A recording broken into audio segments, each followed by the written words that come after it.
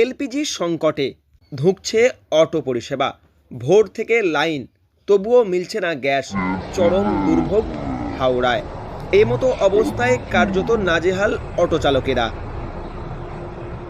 রীতিমতো পুলিশ পাহারার দাবি জানাচ্ছে গ্যাস স্টেশনগুলিতে, কারণ এই বর্তমান পরিস্থিতিতে পশ্চিমী এশিয়া যুদ্ধ পরিস্থিতি দারুণ করে এলপিজি গ্যাসের ক্রাইসিস দেখা দিয়েছে।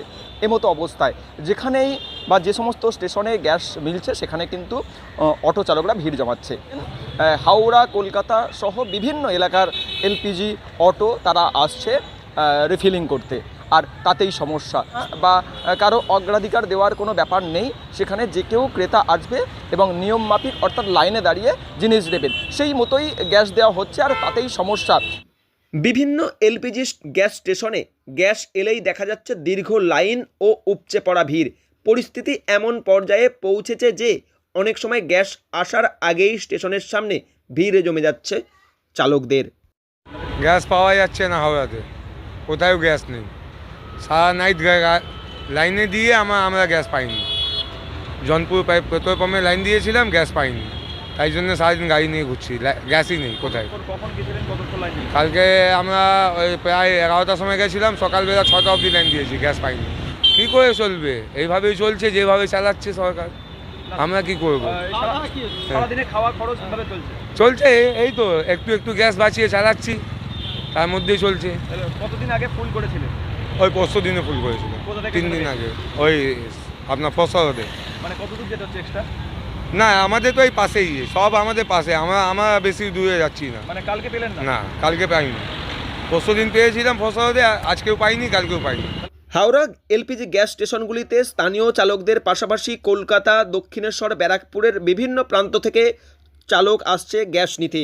লম্বা লাইন, রীতিমতো দীর্ঘক্ষণ দাঁড়িয়ে অনেক সময় গ্যাস মিলছে না, ফলে সমস্যা তৈরি হচ্ছে। এমন অবস্থায় পরিস্থিতি সামাল দিতে হিমশিম খাচ্ছে স্টেশন কর্তৃপক্ষ। পুলিশি সহযোগিতা রয়েছে, তবে যত দিন গড়াচ্ছে তত পরিস্থিতি আরও সমস্যার হচ্ছে, এমনটাই জানাচ্ছেন পাম্প কর্তৃপক্ষ।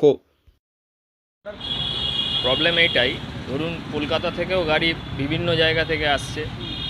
আপনার শুধু কলকাতা বলে না, দক্ষিণেশ্বর, ব্যারাকপুর, টিটাগড়, সেই গাড়িগুলো এখানে আসছে। পর্যাপ্ত গ্যাস কেউই পাচ্ছে না। রোটেশন পদ্ধতিতে গ্যাস দেওয়া হবে, লাস্ট 7 দিন আগে ডিক্লেয়ার করেছে। মানে আমরা যদি অর্ডার দিতাম যে আজ চাই, কাল চাই, পরশু, সেভাবে আমরা গ্যাস পাবো না। সেটা ডিক্লেয়ার করে দিয়েছে ইন্ডিয়ান অয়েল, যে আপনি আমার যেরকম মঙ্গলবার, বৃহস্পতিবার, শনিবার আমাকে মাল দেওয়া হবে। আরও বিভিন্ন পাম্প আছে, টোটাল 16খানা পাম্প আছে কলকাতা হাওড়া মিলিয়ে। যে গ্যাসটা আমরা 5 দিনে বিক্রি করতাম, সেই গ্যাসটা আমাদের একদিনও না, উইদিন 8-10 আওয়ার্স শেষ হয়ে যাচ্ছে। কি আশঙ্কা করছেন? মানে আশঙ্কা আরও খারাপ হওয়ার সম্ভাবনাই করছি। এর থেকে ভালো কিছু হতে পারে না। যতদিন না যুদ্ধ পরিস্থিতি ঠিক হবে, মাল সাপ্লাই ঠিকঠাক হবে, ততদিন এই রকম সমস্যা আরও খারাপ হতেই থাকবে। কনসার্ন করে এইদিকে কলকাতার গাড়িকে দিচ্ছি, আর একদিকে আমরা হাওড়ার গাড়িকে দিচ্ছি। আছে যারা মফস্বলে থাকে তারা সিলিন্ডারে গাড়ি চালায়, আপনারা হয়তো নিশ্চয়ই জানবেন। ঠিক আছে, সিলিন্ডারের ক্ষেত্রে সেই গ্যাসটা এখন অ্যাভেলেবেল নেই, তাদেরকে পাম্পে আসতেই হবে।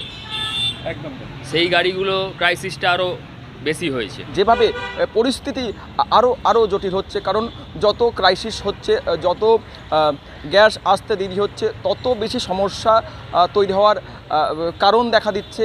আর সেই দিক থেকেই কিন্তু আরও জোরদার পুলিশ পাহারা বা পুলিশ নজরদারির প্রয়োজন বলেই মনে করছেন স্টেশন কর্তৃপক্ষরা।